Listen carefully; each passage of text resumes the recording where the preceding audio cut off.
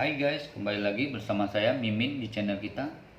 Terima kasih sudah klik video saya. Semoga kalian diberi kesehatan dan rezeki yang berlimpah. Amin. Pada video kali ini saya akan membacakan 4 bab, yaitu dari bab 3837 sampai 3840. Bab 3837.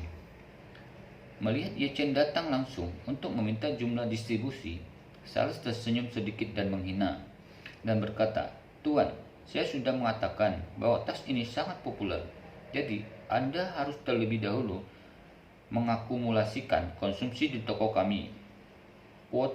Saat kuota konsumsi melebihi pelanggan lain yang antri untuk tas, kami secara alami akan membeli tas ini kepada Anda."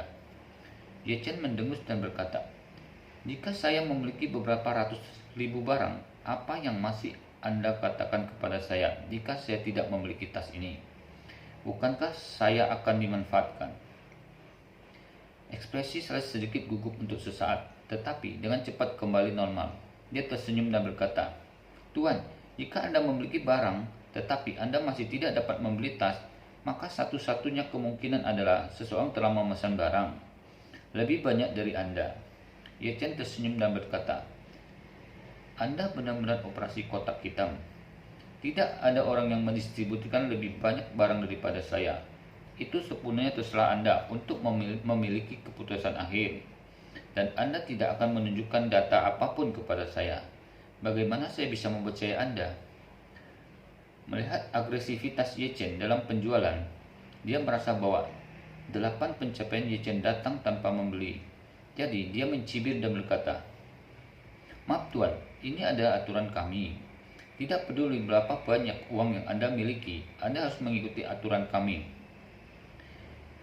Jika Anda ingin membeli tas ini, Anda harus terlebih dahulu mengumpulkan jumlah konsumsi tertentu. Jika tidak, silakan lihat. Mereka yang lain tidak perlu didistribusikan." Sebagian besar tenaga penjualan merek mewah adalah manusia. Mereka tidak hanya memiliki keterampilan observasi yang kuat, tetapi juga memahami psikologi pelanggan dengan sangat baik. Lebih penting lagi, banyak dari mereka tidak memiliki moral dasar untuk penjualan. Misalnya, saya curan ingin membeli tas Birkin 30 cm ini. Pasar distribusi di seluruh negeri berkisar dari 100.000 hingga ratusan ribu. Alasan mengapa ada rentang yang begitu besar adalah karena beberapa tenaga penjualan selalu berusaha memaksimalkan keuntungan mereka. Jika pelanggan lama yang mengenal mereka dan telah senang dengan mereka, memberi mereka hadiah dan memberi mereka potongan harga, mereka akan memberikan sejumlah distribusi. Selama pelanggan memiliki cukup barang untuk jumlah ini, mereka dapat menjualnya kepada dia. Dia memiliki tas yang dia inginkan. Namun, begitu mereka bertemu dengan pelanggan yang aneh, banyak penjualan akan mengikuti prinsip mengadu satu persatu dan memperlakukan satu sama lain seperti monyet. Beberapa waktu lalu, di sebuah toko tas khusus, sebuah pusat pembelanjaan mewah yang terkenal, seorang konsumen pernah memegang spanduk untuk memprotes karena tertipu oleh penjualan yang mengalokasikan lebih dari 200.000 barang, tetapi pesanan terjual habis dan penjual mengatakan kepadanya tidak dapat membelikannya tas. Terus terang, itu hanya dijual sebagai monyet. Alasan penjualan sangat kering adalah karena tidak semua produk di toko mewah adalah populer dan dicari. Misalnya, tas merek ini sangat populer dan harganya sangat mahal, tetapi aksesoris lainnya sangat jelek dan mahal. Share seharga ribuan yuan, ikat pinggang bahkan puluhan ribu, dan terkadang jaket warna-warni bisa dijual 7 hingga 80 ribu atau bahkan ratusan ribu. Barang-barang seperti ini hampir tidak dijual di toko-toko, dan barang-barang itu sama sekali tidak dapat dijual. Oleh karena itu, toko harus mengandalkan metode distribusi ini untuk menjual barang-barang yang tidak dapat dijual bersama-sama.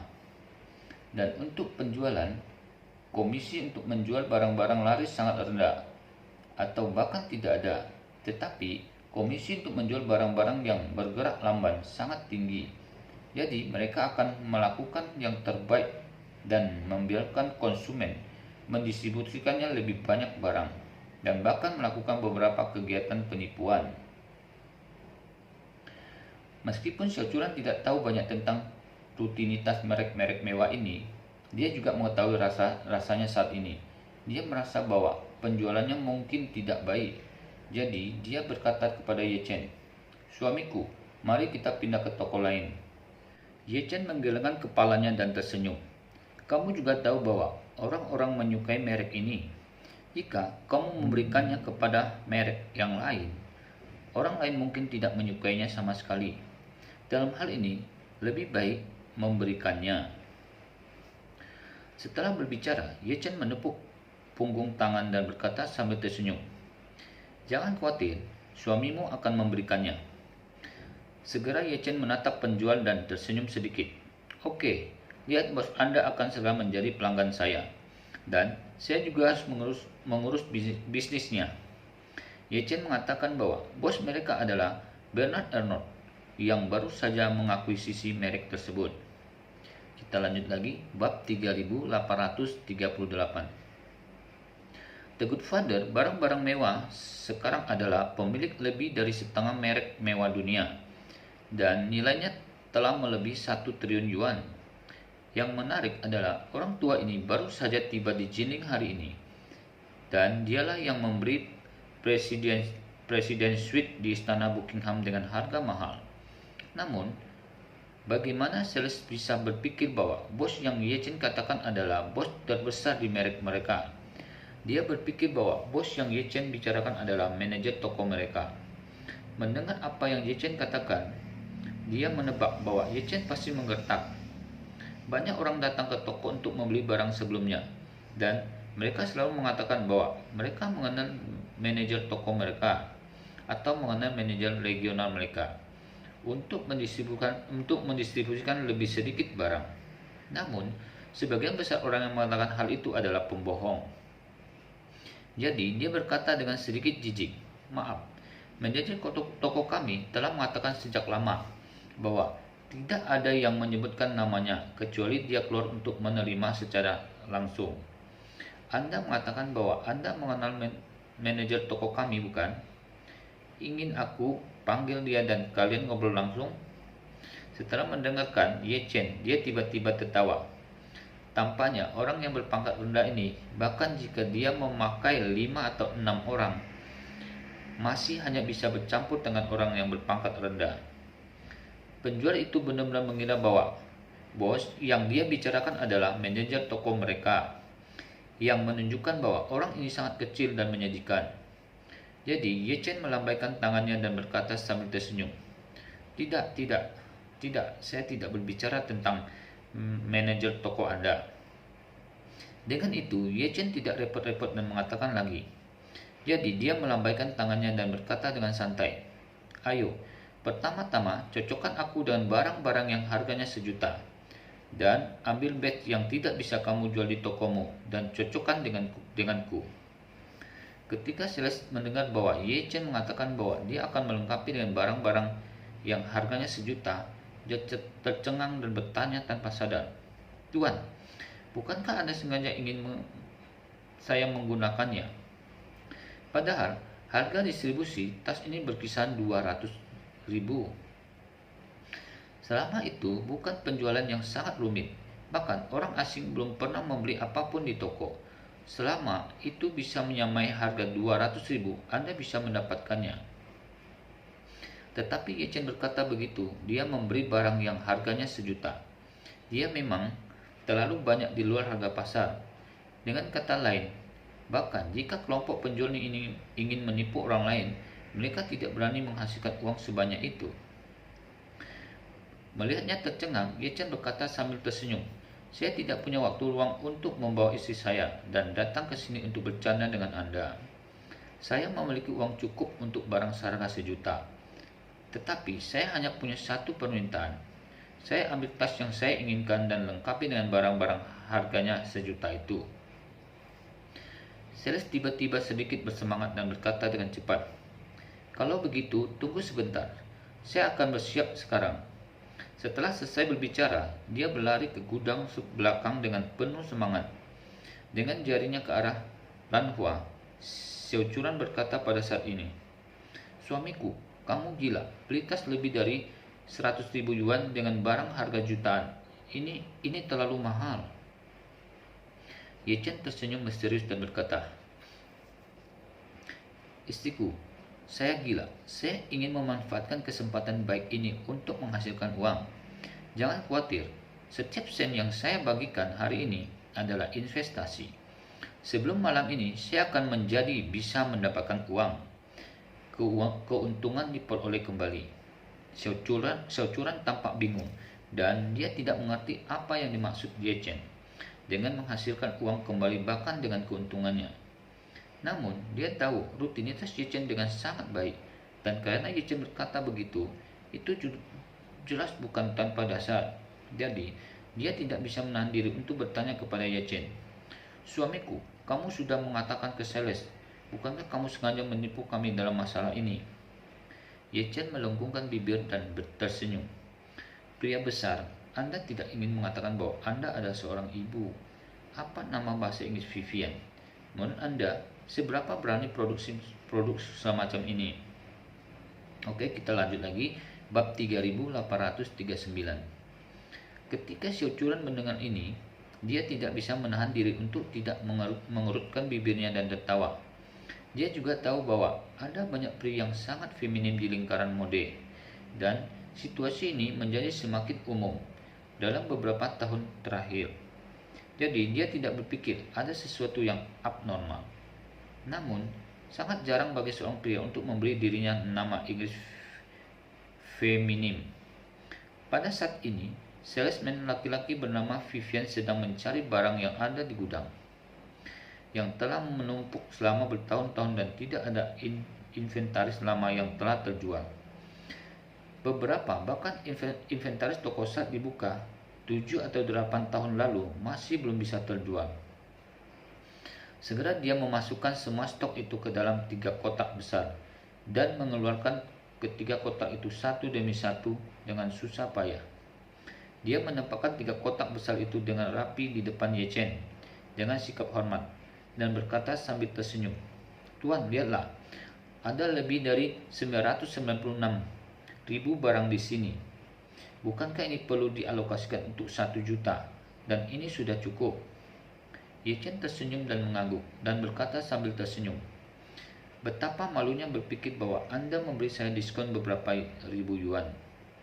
Penjual berpikir bahwa Ye Chen mengatakan sesuatu yang ironis dan berkata dengan malu, "Tuan, jika Anda berpikir barang-barang ini terlalu banyak, Anda benar-benar dapat menghapus sebagian darinya, atau saya akan memberi Anda sekitar 200.000 yuan, dan Anda lihat bagaimana dengan itu." Ye Chen buru-buru melambaikan tangannya. Jangan ambil." Setelah itu, dia membolak-balikkan barang dan menemukan bahwa banyak paket barang yang tertutup debu tebal, dan dia tersenyum dan berkata, "Saya di sini untuk berbelanja barang antik hari ini. Anda begitu banyak barang bagus, saya pasti bisa. Jangan sampai ketinggalan. Bungkus semuanya untukku.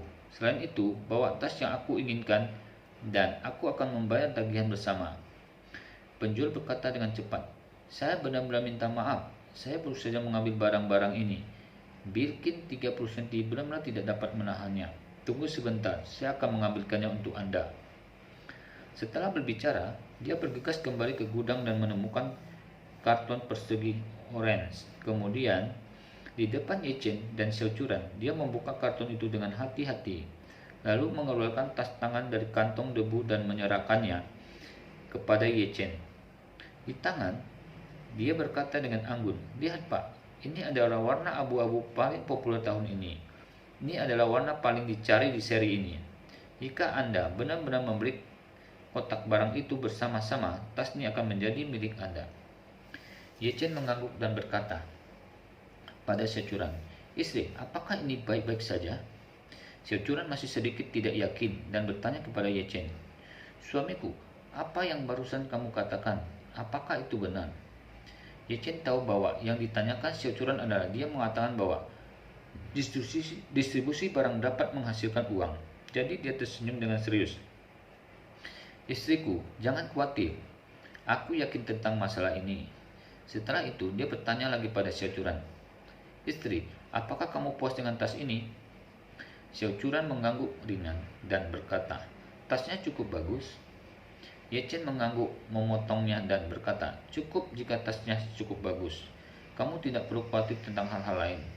Setelah itu, dia langsung berkata kepada penjual, ayo, biarkan saya check out bersama. Penjualan sedikit kewalahan dengan kegembiraan dan tangannya sedikit gemetaran untuk sesaat. Dia benar-benar tidak menyangka bahwa dia benar-benar bertemu dengan raksasa super hari ini. Di masa lalu, orang kaya biasanya menghabiskan banyak uang untuk memberi sesuatu, tetapi semua sangat cerdas. Ketika membiarkan mereka mendistribusikan barang, mereka akan berusaha untuk mengurangi kuota distribusi sebanyak mungkin. Dan mereka juga memiliki beberapa persyaratan untuk barang dan mereka distribusikan. Dan mereka cukup ingin hanya yang likuiditasnya cukup baik. Oke, kita lanjut lagi, bab 3840. Tidak ada yang mau memberi barang-barang tua dan bekas ini di bagian bawah kotak.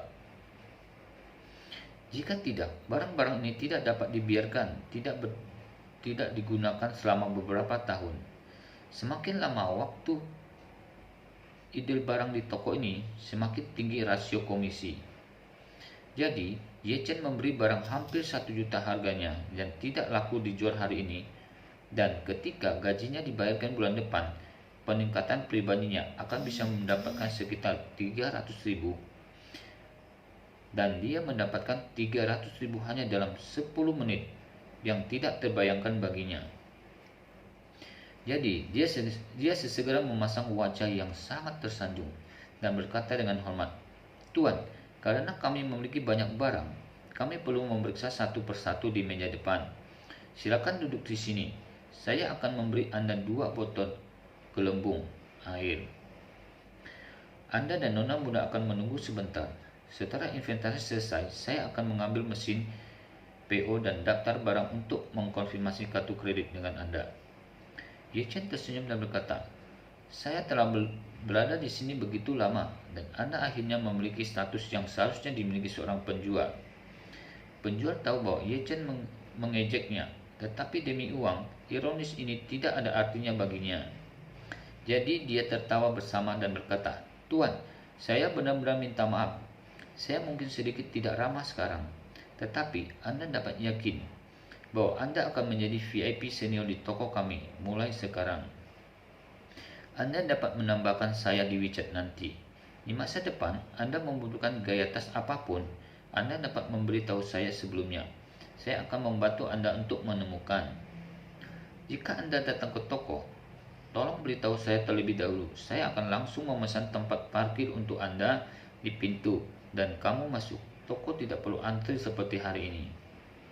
Ye Chen tidak repot-repot menghabiskan lebih banyak waktu berbicara dengannya. Tersenyum sedikit dan berkata, Oke, cepat dan ketik daftarnya. Ambilkan mesin PO dan datang ke saya untuk menggeserkan kartu. Saya punya banyak hal dan waktu sangat berharga. Penjual pria itu mengangguk dengan cepat dan berkata dengan hormat, Tuan, tunggu sebentar. Saya akan melakukannya dengan Anda.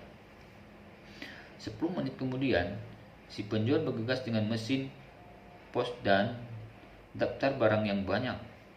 Ketika dia datang ke Ye Chen, dia berlutut di sebelah Ye Chen dan berkata dengan hormat, Tuan, lihatlah, distribusi Anda adalah 996.520 yuan. Tas ini adalah 168.888 yuan. Dan totalnya adalah 1.165.408 yuan. Mohon dikonfirmasi dengan detail dan jumlahnya. Dan jika tidak ada masalah, Anda dapat menggesek kartu Anda. Ye Chen berkata dengan santai, tidak perlu mengkonfirmasi, cukup gesek kartunya. Bagaimanapun, Ye Chen mengeluarkan kartu bank dan menyerahkan kepadanya. Bagus, penjual itu sangat bersemangat. Dia dengan hormat menerima kartu bank dengan kedua tangan dan buru-buru memasukkan jumlahnya ke dalam mesin pos. Setelah menggesek kartu, Ye Chen memasukkan kata sandi dan kemudian mesin pos berdering keras dan tanda terima kartu kredit dicetak. Setelah tanda terima ini diketik, itu membuktikan bahwa transaksi telah berhasil diselesaikan. Pada saat ini, staf penjualan memerah karena kegembiraan dan berkata dengan sanjungan yang ekstrim, "Tuan, Anda benar-benar pelanggan paling dermawan dan paling arogan yang pernah saya temui." Ya, Ye Chen mengangguk dan tersenyum santai. Untuk membeli tas lebih dari 100 yuan dengan hampir 1 juta barang. Bodoh sekali. Dosa aku akan menjadi satu-satunya di negara ini. Penjual itu diam-diam berpikir, kamu benar, bodoh sekali. Diperkirakan hanya kamu satu-satunya di dunia. Namun, bagaimana dia berani mengatakan itu? Jadi, saya hanya bisa tersenyum dan berkata, Tuan, saya pikir orang kaya seperti Anda yang memiliki selera dan pengejaran. Apa yang Anda belanjakan untuk kesenangan dan apa yang Anda kejar adalah kualitas. Anda tidak akan pernah memasukkan hal kecil ke dalam hati Anda. Dan Anda dapat yakin bahwa mulai sekarang, selama Anda membeli tas dari saya pasti akan memperjuangkan kuota distribusi terendah untuk Anda. Ye Chen berkata dengan acuh tak acuh. Oke, kamu tidak perlu menamparku di sini. Bungkus semua barang ini untukku dan meminta 2 orang untuk membantuku memasukkannya ke dalam mobil. Oke, sampai di sini dulu video kali ini. Kita sambung lagi di video berikutnya. Terima kasih telah mengikuti video saya. Mohon maaf jika penyampaiannya kurang bagus. Sampai ketemu lagi. See you.